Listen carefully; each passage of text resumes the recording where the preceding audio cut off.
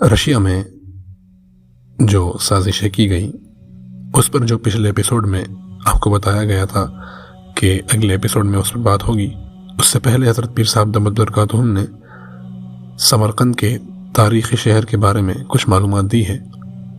حضرت فرماتے ہیں کہ یہ شہر شاہراہ ریشم پر قائم ہے، لیکن جب نئے سمندری راستوں کی وجہ سے اس شاہراہ کی افادیت ختم ہو گئی تو سمرقند بھی فراموش راستوں میں گم ہو کر رہ گیا۔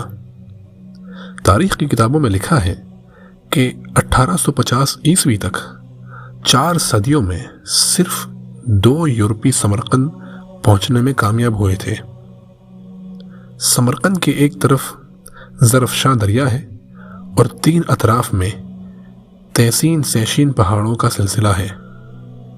پہاڑ کے درے میں سے گزر کر اس شہر میں داخل ہونے کا اپنا مزہ ہے۔ کہا جاتا ہے کہ سمرقند 2500 سال سے بھی پرانا شہر ہے۔ یہ شہر اپنی تہذیب، ثقافت اور جدت کی وجہ سے ایک وقت میں مشرق کا روم کہلاتا تھا، یعنی جس کو آج روم کہا جاتا ہے، اٹلی کا روم، تو اس کو مشرق کا روم کہا جاتا تھا سمرقند کو۔ شروع میں اس کا نام ماراکن تھا۔ 322 قبل مسیح میں سکندر اعظم نے اس کو فتح کیا۔ 712 عیسوی میں یہاں عرب فاتح آئے، لیکن 1221 عیسوی میں چنگیز خان نے اس شہر کی اینٹ سے اینٹ بجا دی۔ 1414 صدی عیسوی میں اس شہر کی قسمت دوبارہ جاگی جب امیر تیمور نے اسے اپنی سلطنت کا دارالخلافہ بنایا، یعنی اس کو اپنا کیپٹل بنایا اس نے۔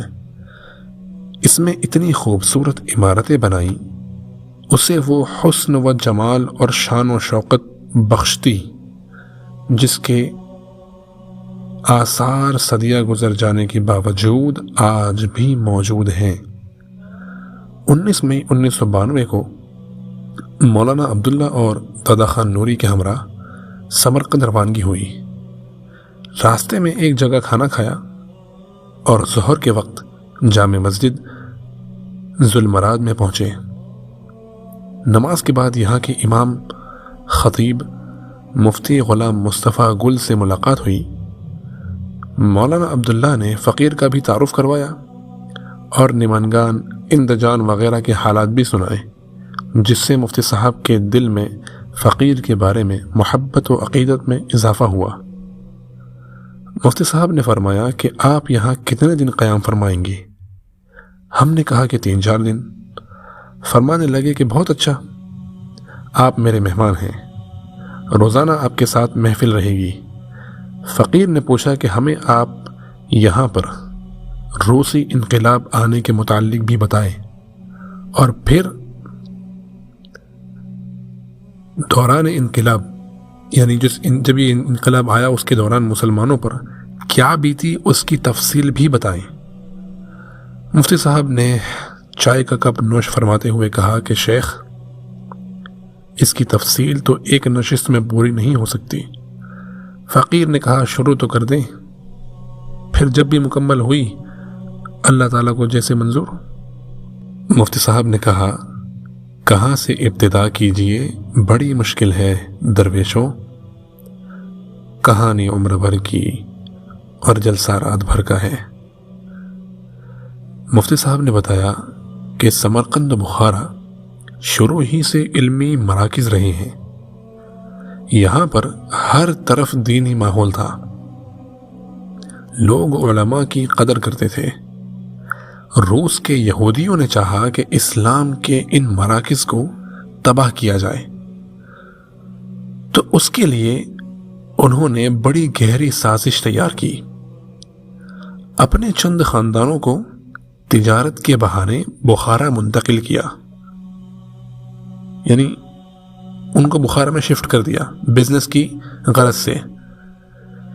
یہ لوگ محنت کر کے اپنی تجارت کو چمکانے میں خوب کامیاب ہوئے۔ انہوں نے اپنے بچوں کو بخارا کے بڑے مدرسے میں داخل کروایا۔ یہاں سے کہانی شروع ہوتی ہے، آپ دھیان سے سنیے گا اس چیز کو کہ آگے کیا ہوتا ہے۔ اس سے ہمیں اندازہ ہوتا ہے کہ فتنے کس طریقے سے آتے ہیں۔ تو بچے چونکہ بہت ذہین تھے اور خاندان میں سے چن کر انہیں اس کام کے لیے مختص کیا گیا، یعنی ان کو خاص کیا گیا، تو وہ اپنی پڑھائی میں بہت تیز تھے، اپنے ہم جماعت لڑکوں کو پیچھے چھوڑنے والے تھے۔ اساتذہ بھی ان کی عقل مندی کے مداح تھے، جو تعریف کرتے تھے، لہذا وہ ہمیشہ امتحانات میں پہلی پوزیشن حاصل کرتے اور انہیں ہمیشہ دوسروں پر سبقت حاصل ہوتی۔ مدرسے میں یہ بچے دین کا علم حاصل کرتے اور جب گھر آتے تو ماں باپ ان کے ذہن سے ہر چیز صاف کروا دیتے اور بتاتے کہ ہم تو یہودی ہیں، مگر تمہیں ایک خاص مقصد کے لیے دین اسلام کا علم سکھا رہے ہیں۔ یہ بچے دین کا علم تو حاصل کرتے رہے مگر اس کے نور سے محروم رہے، چونکہ ان کے دلوں میں شک بھر دیا گیا تھا۔ جب کئی سالوں کے بعد تعلیم مکمل ہوئی تو ان بچوں کی ذہانت کی وجہ سے انہیں مدرسے کا استاد بنا دیا گیا۔ یہ طلبہ میں بہت مقبول ہوئے اور اپنی عقل مندی کی وجہ سے لوگوں کے دلوں میں اپنی جگہ بنانے میں کامیاب ہو گئے۔ وقت کے ساتھ ساتھ یہ خاموش سازش پروان چڑھتی رہی، حتیٰ کہ ایک وقت یہ ایسا آیا کہ یہ بخارا کے مفتی بن گئے۔ یہاں پر مفتی کی بات پر سب لوگ عمل کرتے تھے۔ انہوں نے کچھ عرصہ تو اتنا اچھا کام کیا کہ لوگ عقیدت مند بن گئے۔ اس کے بعد آہستہ آہستہ انہوں نے ایسے فتوے دینا شروع کر دیے جو آپس میں علمی اختلافات کا سبب بنے۔ شروع میں تو علماء نے چشم پوشی کی، لیکن جب دیکھا کہ پانی سر سے گزر رہا ہے تو انہوں نے ان کے خلاف علمی جنگ شروع کر دی۔ علماء کی جماعت جو سینکڑوں سال سے متحد تھی، یعنی ایک تھی، یونائٹڈ تھی، وہ اب اس کے دو دھڑے بن چکے تھے۔ ہر وقت مناظرہ اور بحث مباحثہ کی کیفیت رہتی۔ عوام الناس اس سے بڑے تنگ ہوتے تھے، حتیٰ کہ ان کے دلوں سے علماء کا احترام جاتا رہا۔ انہوں نے علماء سے ہٹ کٹ کر اپنی زندگی گزارنی شروع کر دی۔ معاشرے میں اتحاد و یگانگت، یعنی یکجہتی، اتحاد جو ہوتا ہے آپس میں ایک ہو کر رہنا، تو اس کی وجہ سے جو برکات تھی وہ اٹھ گئی۔ سازش کا پہلا مرحلہ مکمل ہو گیا۔ ایسے حالات میں زار روس نے مسلمان ممالک پر قبضہ جمانے کی پالیسی پر عمل درآمد شروع کیا۔ یہ سازش کا دوسرا مرحلہ تھا، یعنی دوسرا سٹیپ۔ اس کا طریقہ یہ اپنایا گیا کہ تمام مسلمان ممالک سے دوستی کی گئی۔ چند سال بڑے اچھے تعلقات رکھنے کے بعد مسلمان ممالک کو تجویز پیش کی گئی کہ ہم آپ کے ملک میں سائنسی ترقی لانا چاہتے ہیں، آپ کے ملک میں ریلوے لائن بچھائیں گے، صنعتیں لگائیں گے، مال و دولت کی فراوانی ہوگی۔ مسلمان ممالک کے حکام کو یہ پیشکش بہت اچھی لگی۔ مسلمان علماء نے منع بھی کیا مگر کسی نے ایک نہ سنی۔ علماء کا احترام پہلے ہی دلوں سے نکل چکا تھا۔ نقار خانے میں طوطی کی آواز کو کون سنتا؟ جب زار روس نے دیکھا کہ تمام مسلمان ممالک کے اندر کے حالات مجھے اچھی طرح معلوم ہو گئے ہیں، تو اس نے ہر ملک کو یہ کہنا شروع کیا کہ دیکھو، تمہارا ملک تو سونے کی چڑیا ہے، معدنیات ہیں، تیل ہے، سونا موجود ہے۔ اگر آپ دوسرے ممالک سے جدا ہو جائیں تو آپ کے پاس مال و دولت کی فراوانی ہو جائے گی، اگر اسی حالت میں یہ وسائل ظاہر کر دیے گئے تو دوسرے ممالک بھی آپ سے حصہ مانگیں گے۔ اس میں غور طلب بات یہ ہے کہ جب بھی سازشیں ہوتی ہیں، جب بھی گمراہ کرنے والے فتنے آتے ہیں، تو سب سے پہلا ان کا قدم یہ ہوتا ہے کہ وہ علماء سے عوام کو بدگمان کرتے ہیں۔ آج کل یہ ساری چیزیں سوشل میڈیا پر بہت عام ہیں، یہ کسی سے ڈھکی چھپی چیز نہیں ہے، لیکن یہ ہم سب کے لیے ایک سیکھ ہے اس کے اندر۔ دوسری چیز، انہوں نے ہمارے نقصان کو بھی ہمارا فائدہ بنا کر ہمارے سامنے پیش کیا۔ اس میں آپ دیکھ سکتے ہیں، اس چیز کو سمجھ سکتے ہیں۔ اس کے بعد کیا ہوا؟ تو یہ سازش اتنی کامیاب ہوئی کہ مسلمان ممالک خود وہی ایک دوسرے سے جدا ہونے لگے۔ یعنی دیکھیے، اس میں سوچنے والی بات کیا ہے کہ جو کام ان لوگوں کو کرنا تھا، انہوں نے آپس میں ایسی باتیں ڈال دی کہ وہ خود ہی آپس میں ایک دوسرے سے جدا ہونے لگ گئے۔ پھر کیا ہوا کہ جب اختلاف بڑھتے گئے اور چند سال میں سب ممالک ایک دوسرے سے جدا ہو گئے، تو زار روس نے ان میں سے سب سے کمزور کے ساتھ جان بوجھ کر ایک جھگڑا کھڑا کر لیا۔ دوسرے ممالک کو یہ یقین دہانی کروائی کہ تمہارا اور ہمارا تعلق تو نہ ٹوٹنے والا ہے، مگر فلاں ملک کو ذرا ہم مزہ چکھانا چاہتے ہیں، لہٰذا ایک ملک پر قبضہ کر لیا۔ دوسروں سے دوستی کی پلاننگ بڑھتی رہی۔ مسلمان ممالک کے حکمران اس دھوکے کو نہ سمجھ سکے، اور وقت کے ساتھ ساتھ ایک ایک ملک پر قبضہ کرتے کرتے وہ وقت بھی آیا جب اس نے تمام ممالک کو اپنی تحویل میں لے لیا۔ یہ واقعات سنا کر مفتی صاحب ایک فوٹو نکال کر لائے، جس میں بخارا کے مدرسے کے تمام طلباء و علماء کا فوٹو تھا۔ چھوٹے بچے سے لے کر محتمم صاحب سب کے سب مسنون لباس میں اور عمامہ باندھے کھڑے تھے۔ فقیر نے پوچھا، یہ کیا؟ مفتی صاحب نے بتایا کہ جب کمیونسٹوں نے بخارا پر قبضہ کیا تو انہوں نے سب علماء اور طلباء کو ایک جگہ کھڑا کر کے ان کی تصویر بنائی تاکہ اس کا ریکارڈ رکھا جا سکے۔ اس کے بعد اس سازش کا جو تیسرا مرحلہ تھا، اس میں جو علماء پر حالات آئے ہیں، اس میں جو علماء پر ظلم کیے گئے ہیں، وہ کیا ہے؟ وہ رونگٹے کھڑے کر دینے والی چیزیں ہیں۔ دل تھام کر ان سب چیزوں کو سنیں۔ اس کے بعد حضرت مفتی صاحب نے اپنا سلسلہ کلام جاری رکھتے ہوئے، یعنی اپنی بات کو جاری رکھتے ہوئے یہ بتایا کہ تیسرا مرحلہ یہ تھا کہ انقلاب آنے کے بعد کمیونسٹوں نے سب سے پہلا نشانہ علماء کو بنایا۔ ان کو چن چن کر قتل کر دیا گیا، پھانسی پر لٹکا دیا گیا۔ علماء کا اتنا قتل عام ہوا کہ ان کی لاشوں کا انبار لگا کر کرینوں کے ذریعے اس پر مٹی ڈال دی گئی۔ وہ اجتماعی قبریں آج بھی کہیں جگہوں پر موجود ہیں۔ بعض علماء کو جہاز میں لے جا کر سائبیریا کے برفانی سمندر میں چھوڑ دیا گیا۔ ان میں سے اکثر سردی کی وجہ سے ٹھٹر کر مر گئے۔ چند ایک جو بچ نکلنے میں کامیاب ہوئے، انہوں نے بتایا کہ وہ سردی سے بچنے کے لیے ہر وقت حرکت کرتے رہتے۔ جب بھوک ستاتی تو برف توڑ کر نیچے پانی میں ہاتھ ڈال کر مچھلی پکڑتے اور زندہ مچھلی کو کھا لیتے۔ دن رات کسی بھی وقت وہ سو نہیں سکتے تھے۔ ذرا نیند غالب آتی اور بدن پرسکون ہونے لگتا تو اعضاء سردی کی وجہ سے شل ہونے لگتے۔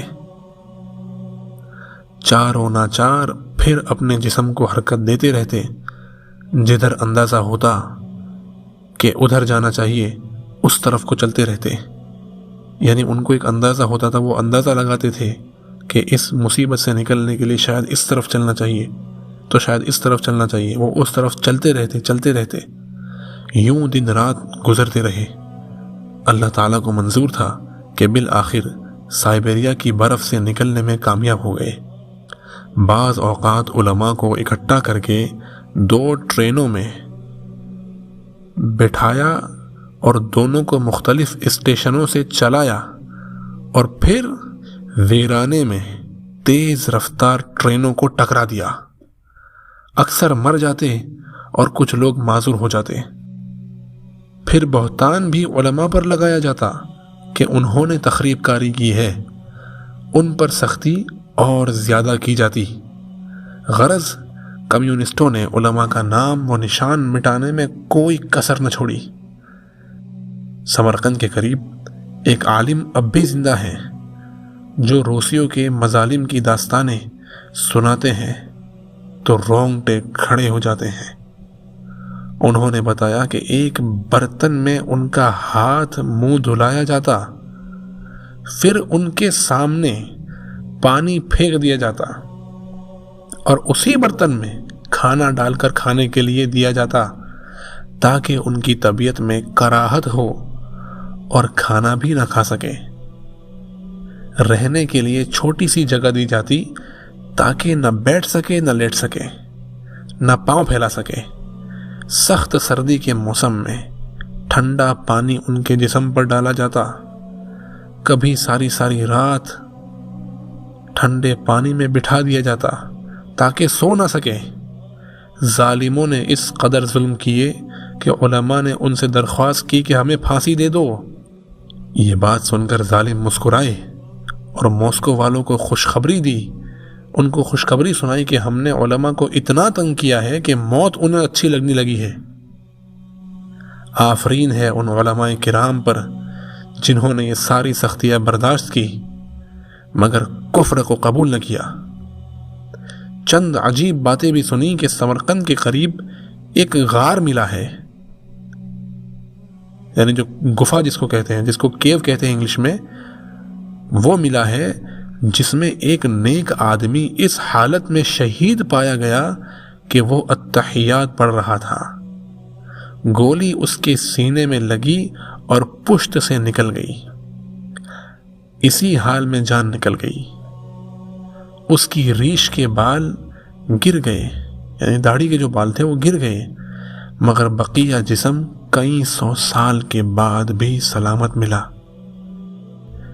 ایک پہاڑ کے ایک غار میں کچھ پاک دامن و پاک باز عورتوں کی لاشیں ملی۔ دروازے پر ایک صاحب پہرا دینے کی حالت میں قتل کر دیے گئے تھے۔ آج بھی کوئی آدمی اس غار میں جانے کے لیے اوپر چڑھے تو اسے چھوٹے چھوٹے پتھر اس طرح سے آ لگتے ہیں جیسے کسی نے نشانہ مارا ہو۔ جتنا اوپر چڑھتے جائیں پتھروں کی بارش تیز ہوتی جاتی ہے، اس لیے اب کوئی آدمی اس پہاڑ پر چڑھنے کی کوشش ہی نہیں کرتا۔ تو سرخ انقلاب میں ہزاروں علماء کو صرف اس لیے شہید کیا گیا کہ یہ خدا کے ماننے والے ہیں۔ خاک و خون میں تڑپنے کی کیسی اچھی رسم کی بنیاد ڈالی۔ ان عاشقان پاک فطرت پر اللہ تعالیٰ کی ہزاروں رحمتیں ہوں۔ ان تمام چیزوں کے بعد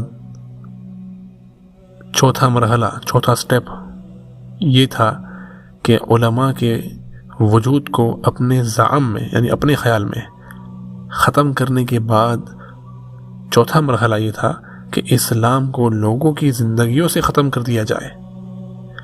اس لیے انہوں نے نہ صرف قرآن اور اس کی تعلیم پر پابندی لگائی بلکہ قانون بنایا کہ عربی اردو رسم الخط میں لکھی ہوئی کوئی عبارت یا کتاب کا صفحہ کسی گھر سے نکل آیا تو اس گھر کے سب لوگوں کو پھانسی کی سزا دے دی جائے گی۔ لوگ اپنی جان کے خوف سے دینی تعلیم سے بالکل محروم ہو گئے۔ ازبک اور تاجک زبان کے حروف ابجد عربی سے ملتے تھے، انہوں نے ان کو بھی بدل ڈالا اور روسی زبان کو مسلط کر دیا تاکہ ان کی آنے والی نسلیں دینی علم سے محروم ہو جائیں۔ عورتوں کو سر پر کپڑا لینے سے روکا جاتا۔ اسکول کالج جانے والی بچیاں اگر سر پر کوئی کپڑا لیتی تو پولیس والے ان کو بازار میں کھڑا کرتے اور سر سے کپڑا اتار لیتے، پھر اگر ان کے بال لمبے دیکھتے تو قینچی سے بال کاٹ دیتے۔ لوگوں کو یہ تعلیم دی جاتی کہ مذہب افیون کے نشے کے مانند ہے۔ خدا نے انسان کو پیدا نہیں کیا بلکہ انسان نے خدا کے تصور کو پیدا کیا ہے۔ ساتھ یہ بھی تعلیم دیتے کہ انسان کی کچھ ضروریات ہیں جن کو پورا کرنے میں اسے شرم محسوس نہیں کرنا چاہیے۔ مثلا جہاں بھوک لگے وہاں کھانے میں شرم کیا، جہاں پیاس لگے وہاں پینے میں کیا شرم، جہاں نیند آئے وہاں سونے میں کیا شرم، اور جہاں شہوت محسوس ہو وہاں کسی قریبی لڑکی سے جمع کرنے میں کیا شرم۔ موسیقی کو اس طرح عام کیا گیا کہ ہر گھر کے اندر ریڈیو کا ایک ریسیور لگانا اور ہر وقت آن رکھنا ضروری تھا، حتیٰ کہ چند ایک مساجد میں جو دکھانے کے لیے باقی رکھی گئی تھی ان کے محراب میں بھی یہ اسپیکر لگوایا گیا۔ اس اسپیکر میں ہر وقت دہریت کی تعلیم دی جاتی یا پھر موسیقی سنائی جاتی۔ ہر مرد عورت کو نہ چاہتے ہوئے بھی موسیقی سننا پڑتی، لہٰذا ان میں عیاشی کا رجحان بڑھتا۔ شراب کو اتنا عام کیا گیا کہ 7 اپ کی بوتل 4 روبل کی اور شراب کی بوتل 2 روبل کی ملتی، یعنی رشیا کی جو کرنسی ہے اس کی بات ہے یہ۔ تو شراب 7 اپ سے بھی زیادہ سستی کر دی ان لوگوں نے۔ عام لوگ مجبوری کی وجہ سے 7 اپ کی بجائے شراب پیتے۔ شراب اس لیے عام کی گئی تاکہ شرم و حیا معاشرے سے ختم ہو جائے، لوگوں کے ذہن سے دین کا نام و نشان ختم ہو جائے۔ سور کے گوشت کو عام کر دیا گیا تاکہ حرام گوشت کھانے سے بے حیائی پیدا ہو۔ چنانچہ بھنا ہوا گوشت اتنا سستا کہ لوگ کباب کھانے کے عادی بن گئے۔ عام آدمی جو پکا ہوا سالن نہیں خرید سکتا تھا وہ سیخ کباب وغیرہ لے کر روٹی سے کھا لیتا، اور یوں اس کے جسم میں حرام سرایت کرتا۔ جب کمیونسٹوں نے لوگوں کی زندگیوں سے دین کو مٹا دیا تو انہیں خطرہ تھا کہ کچھ لوگ چوری چھپے دین پر عمل نہ کرتے ہوں۔ اس کے لیے انہوں نے انقلاب سے 30 سال بعد ایک مرتبہ اعلان کیا کہ ہم عبادت کرنے والوں پر نرمی کرتے ہیں، ہر بندہ اپنی مرضی کے مطابق عبادت کرے۔ مسلمان اس اعلان پر بہت خوش ہوئے۔ آہستہ آہستہ لوگوں نے گھروں میں نماز پڑھنی شروع کر دی۔ خفیہ ایجنسیاں ان کی رپورٹ بناتی رہتی۔ 3 سال تک فہرستیں یعنی لسٹ بنتی رہی۔ پھر اچانک ایک دن ان تمام لوگوں کو گرفتار کر کے قتل کر دیا گیا جو دین کا نام لیتے تھے۔ اس آپریشن کے بعد کمیونسٹ لوگ بہت خوش ہوئے کہ اب ہم نے دین کا نام و نشان بھی مٹا دیا ہے۔ کمیونسٹ حکمران نے اپنے نظام کو ٹھونسنے کے لیے عوام الناس کا بیرونی دنیا سے رابطہ بالکل کاٹ دیا، یعنی باہر کی جو دنیا ہے ان کے علاقے کے علاوہ کی جو دنیا ہے باہر کی دوسرے ممالک ہے اس سے بالکل ہی رابطہ کاٹ دیا۔ اول تو باہر کا سفر کرنے کے لیے پاسپورٹ ہی نہیں ملتا تھا، اگر کوئی لے لیتا تو اس کے پیچھے خفیہ ایجنسیاں لگ جاتی، ہر آدمی پر خوف مسلط رہتا، میاں بیوی ایک دوسرے کی مخبری کرتے، حتیٰ کہ سگے بھائی بہنوں کو ایک دوسرے پر اعتماد نہ رہا۔ یوں ایک گھر میں رہنے والوں کا بھی ایک دوسرے سے پتہ کاٹ دیا گیا۔ ان تمام اذیتناک باتوں کو سننے کے بعد فقیر نے مفتی صاحب سے سوال کیا کہ آپ یہ بتائیں کہ پھر 70 سال کے بعد دین کے آثار کیسے بچے؟ مفتی صاحب نے ٹھنڈی سانسیں لی اور اس کے بعد بتایا کہ کمیونسٹ لوگوں کی حکومت عوام کے جسموں پر تھی، عوام کے دلوں پر نہیں تھی۔ جو لوگ دل میں ایمان کا نور رکھتے تھے انہوں نے اپنے ایمان کو مخفی رکھا، یعنی چھپا رکھا، اور اس چیز پر عمل کیا کہ اس کا دل ایمان پر مطمئن رہا، یا تو یہ قرآن کی آیت ہے یا پھر کوئی حدیث ہے یا پھر عربی میں کوئی لکھی ہوئی مقولہ ہے یا کچھ ہے جس کا ترجمہ یہ لکھا ہوا ہے۔ روسیوں نے ان کا سراغ لگانے کے لیے ہر ممکن کوشش کی، بعض پکڑے گئے اور بعض تک ان کی رسائی نہ ہو سکی۔ مثلاً میرے والد صاحب بہت بڑے عالم تھے، انقلاب آتے ہی انہوں نے اپنی وضاقتہ ایسی بنا لی جیسے انہیں الف بے بھی نہیں آتی۔ وہ سارا دن ٹریکٹر پر سوار ہو کر سرکاری زمین میں ہل چلاتے رہتے، 16 سے 18 گھنٹے تک کام کرتے، حتیٰ کہ سب لوگ انہیں ٹریکٹر کا عاشق سمجھتے اور ان پڑھ دیہاتی سمجھتے۔ مگر ان کا حال یہ تھا کہ رات 12 بجے جب کھیت سے فارغ ہو کر گھر آتے تو مجھے اس وقت بخاری شریف کا درس دیا کرتے تھے۔ میں چھوٹا بچہ تھا۔ اس وقت میرے والد صاحب گھر میں میری والدہ سے فرماتے کہ چائے بناؤ، پھر مجھے دسترخوان پر بٹھاتے اور اتنی دیر میں کمرے میں چھپ کر نماز پڑھ لیتے۔ کبھی کبھی باہر پولیس والے آتے اور مجھے مٹھائی دیتے اور پوچھتے کہ تیرا باپ گھر میں نماز پڑھتا ہے؟ میں کہتا کہ نہیں، اس لیے کہ میں تو چائے کے دسترخوان سے اٹھ کر جاتا تھا۔ بعض بچوں سے پولیس والے پوچھتے کہ بتاؤ تمہارے والدین نے تمہیں کوئی عربی کا فقرہ یاد کروایا ہے یا نہیں؟ اگر وہ ہاں کر دیتا تو اس کے باپ کو پھانسی دے دیتے۔ اگر کسی بچے کو بسم اللہ کا لفظ یاد ہوتا تو اس کے والد کو جیل بھیج دیتے۔ جو بچے اسکول جاتے ان کے استادوں کی ذمہ داری ہوتی کہ اگر کسی بچے کو عربی الفاظ آتے ہوں تو KGB کو رپورٹ کریں۔ علماء اس قدر زیر زمین رہ کر کام کرتے کہ کسی کو کانوں کان خبر بھی نہ ہوتی۔ مختلف مکانات میں اور حجروں میں خفیہ تعلیم دینے کا سلسلہ چلتا رہا۔ ہم بعض اوقات ایک بڑا ہال بناتے اور اس میں ضروریات کی ہر چیز مہیا کرتے، پھر اس کے گرد دوسرے کمرے بناتے، یعنی اس کے آس پاس، اور اس ہال کمرے کو اتنا ساؤنڈ پروف بناتے کہ آواز باہر نہ جا سکتی۔ ایک کمرے سے ایک ہال کمرے کا دروازہ تھا۔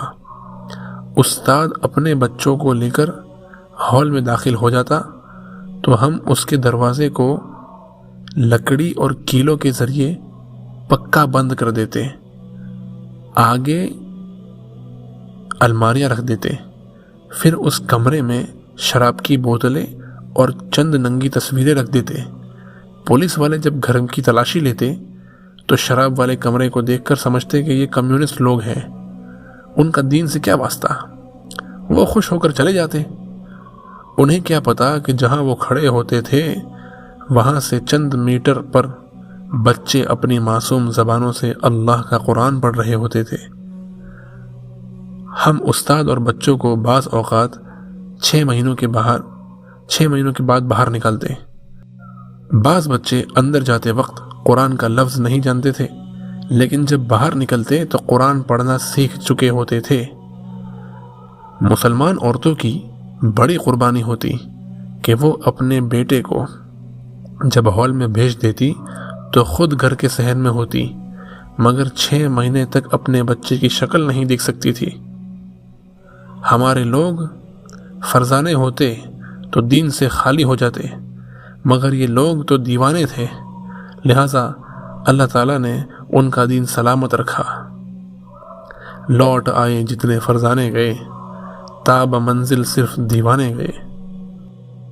مفتی صاحب کی طویل گفتگو سن کر اتنا مزہ آ رہا تھا کہ جی چاہتا تھا کہ وہ اور بھی باتیں سنائیں، مگر وہ بول بول کر تھک چکے تھے۔ فرمانے لگے کہ باقی تفصیلات آئندہ ملاقات پر مؤخر کرتا ہوں۔